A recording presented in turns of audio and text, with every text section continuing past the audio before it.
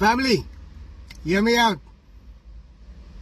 So to register a birth certificate, right, it means you give the government or the system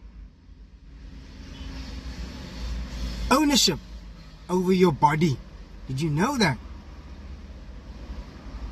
Meaning, they do not see you as a living being with a spirit and a soul, but the energetic container, a slave, a fictitious entity, almost like you are dead.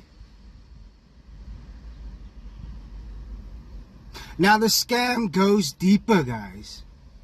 The point that I'm trying to make is that you are not the same person as on your birth certificate. Now do your own research, straw man.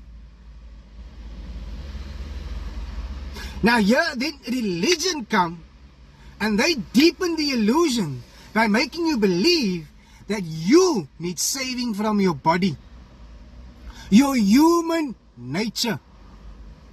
So on a metaphysical level, Jesus represents the body.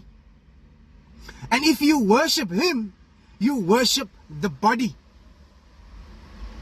Being a slave to the body. Now the government just took ownership of your body by you registering it through the birth certificate. Now here religion comes and they say you need saving from the body. So we're going to give you Jesus that represents the body. So you now are going to worship the body.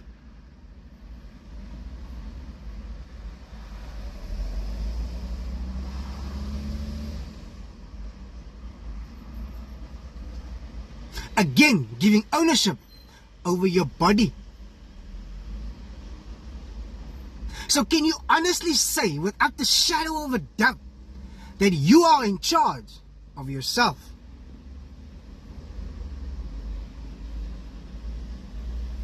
Is it starting to make sense? Both these systems makes you dependent on them. No. Think of it this way. The government, religion is the creation. You are creator.